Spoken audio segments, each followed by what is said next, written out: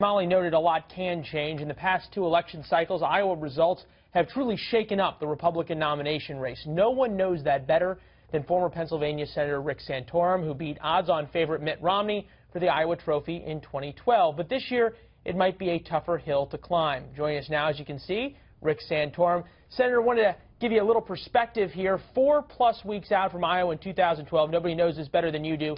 You were at 5% in the polls. That put you in about 5th place. As of today, you're polling below 1%. That puts you in 11th place. I know folks down in Dallas are celebrating the TCU comeback, an epic comeback yesterday. It seems as though a win in Iowa would be just as epic of a comeback for you.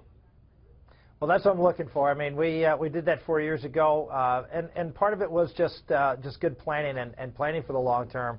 We've got a great grassroots organization and a really strong message. And the message is, if you're looking for someone that can deliver, that actually can win elections and has a track record of winning tough elections, and has a vision for this country that's going to resonate in the states that we've got to win: Pennsylvania, Ohio, Michigan, etc. Those qualities, I think, helped us 4 years ago when we went up against Mitt Romney. And I think the added thing this time around is the national security picture. I mean, this is something I've been engaged and involved in, trying to fight the global jihadist movement now for the better part of 12 years. And there's no one with the experience and the vision to be able to deal with this issue, particularly against a former Secretary of State. So I think all of those factors, as Iowans begin to focus on who they actually want to vote for president, are going to make a difference. Well, and Iowans, though, have a lot different choices than they had back in 2012. Bringing up something from the National Review, an article a couple of days ago, many supporters of Mike Huckabee and Rick Santorum, the last two winners of Iowa's Republican presidential contest, are grappling with a pair of grim realities as the 2016 caucuses approach. Not only have their candidates been stuck in the low single digits for months in Iowa, but they view Cruz, Senator Ted Cruz, the new frontrunner, as a phony opportunist who has pandered to evangelicals for political gain, particularly in Iowa. And this article goes on to suggest that some of your supporters and some of Governor Huckabee's are abandoning you guys and trying to form a coalition around Marco Rubio. Something you worry about or not? No, I'm not worried about that at all. In fact, we're picking up caucus captains every single day in Iowa.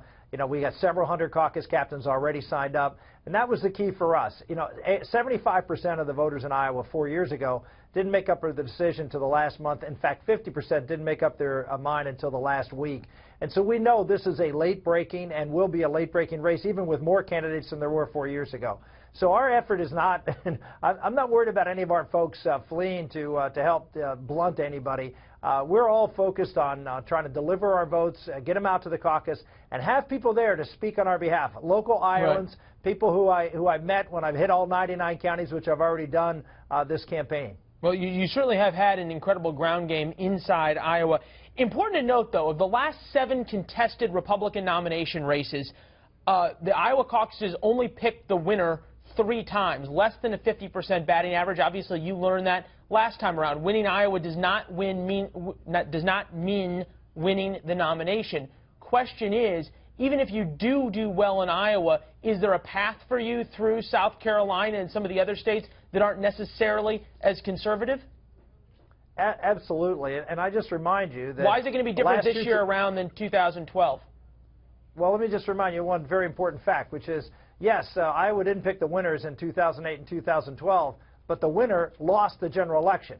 I would think maybe the lesson there is to listen to the people of Iowa, who do more than anybody else to actually get to meet the candidates, get a sense of what their real values are, and their real talent, and to be able to win elections, and not just driven by the establishment who dumps a bunch of money in and beats up on whoever the conservative candidate is. So I would say that the rest of the Republican primary voters should take a look at Iowa, because they do a better job in analyzing and getting to know these candidates than any other state in the country. And, I think 4 years ago, we showed that even though we did not win the Iowa caucuses on caucus night, we still came back and won 10 other states, being outspent 4 or 5 to 1. That's not going to happen this time. There is nobody like a Mitt Romney this time around, and I think we have an excellent opportunity once we get going in Iowa. Well, we'll see if you get going in Iowa. And to your point, the last Republican to win Iowa, win the presidency, George W. Bush, back in 2000, worked out well for him. Come back and talk to us after February 1st, sir. We appreciate it.